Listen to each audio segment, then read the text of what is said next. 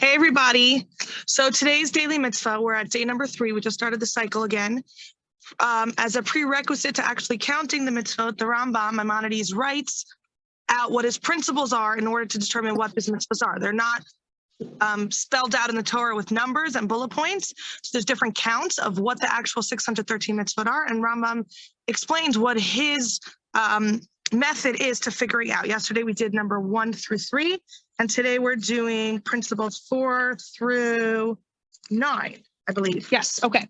So the idea of Sefer Hamitzvot in terms of the Rambam cycle is to be short and sweet with a little flair. So let's see how we do today. Obviously, different days will vary in terms of amount of time. Principle number 4. We don't include encompassing directives in the count. In other words, sometimes the Torah says things like, be good, be godly, be holy, don't be bad. And those are, of course, important, the guidelines, and they're telling us something, and we'll analyze one in a second, but he's not including that as a specific mitzvah. It's an all-encompassing general outlook, general approach, general directive, but it's not a specific mitzvah, and therefore he's not counting it as one of the 613. Like, for example, live a Torah life. Don't rebel against Hashem.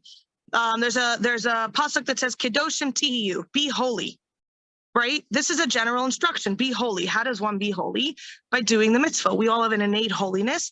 Every mitzvah is an opportunity to act on this holiness, to act holy.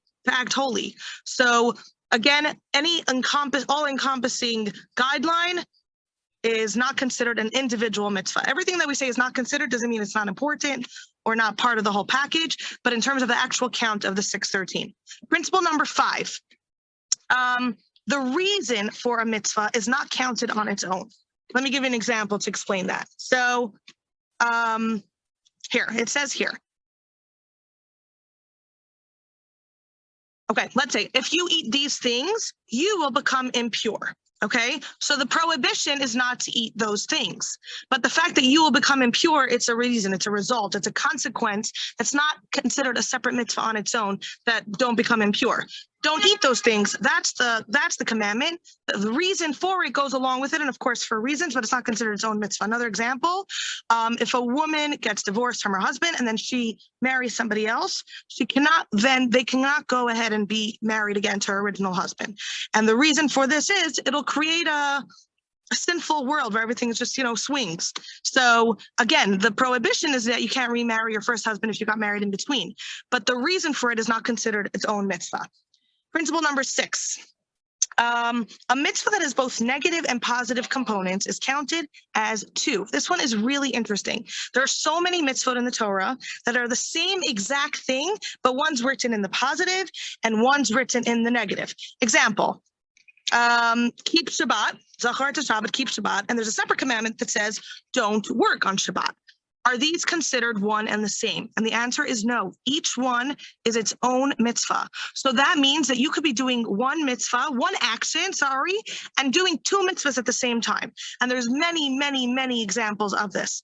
Shemitah, right? Let's say don't work the land on the 7th year. And then the positive of that is let the land rest. So by not working the land, you are actually fulfilling 2 mitzvahs. Not all mitzvahs have both sides, but a lot of them do. And as we learn the mitzvahs, we'll see those that do. Number 7, do not include specific laws as itself. In other words, there's a general rule, right? Let's say murder. You're not allowed to murder. Does it say separately, do not murder by chopping someone's head off, do not murder with a gun, do not murder with an arrow? All of these ways are why do we always talk about murder, guys? All of these ways are, of course, sinful and not okay, obviously, but the general rule is do not murder. Another example is there's the idea of yibum, where if a man passes away and he has no children, his wife, in order to perpetuate the family name, the mitzvah is to marry his brother. Now, sometimes this works out, sometimes this doesn't. There's an alternative option to do chalitza. Now, this variation of what can happen in this circumstance in terms of if they do get married, if they don't get married, if they can, if they can't, the different ways of getting out of it, I think there's about 200 different variations of how this mitzvah can play out in somebody's real life. So there's a mitzvah of yibum, there's a mitzvah of chalitza, but everything else is a detail in this mitzvah. So Rambam does not consider that as each of those details as a separate count. If yes, it would only be 613 mitzvahs. It would be thousands and thousands and thousands of mitzvahs. Okay, the next one, number 8. Do not count a negative statement amongst the prohibitions. So there's something called shlila and azhara. Sometimes Torah says don't do something, okay? That's a negative commandment, something that's a mitzvah. Sometimes the Torah says it as a fact. I'm trying to give a good example. Let me see if he gives here a good one. Oh, okay. The reason why it's confusing, sorry, is because the Torah might use the same language. The word lo can mean no, don't, and it could also mean shall not. And really, it's just seeing the sentence might not explain to you exactly which one it is. You really have to understand the context. Here, example, she shall not go free as the slaves go free. This is not a prohibition. It's simply telling us that the circumstances that mandate the emancipation of a Canaanite slave do not apply to a Hebrew maidservant.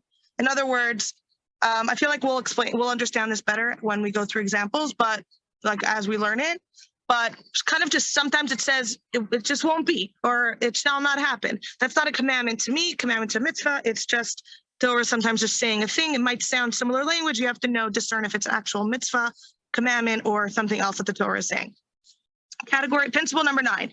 Do not count the number of times a commandment is mentioned in the Torah, only the act which is prohibited or commanded. This is very interesting as well. The Torah has 613 mitzvot. Some of the mitzvot the Torah spells out in various verses throughout the Torah multiple times. For example, it says to keep Shabbos 12 times. It says do not consume blood in terms of it's not kosher 7 times.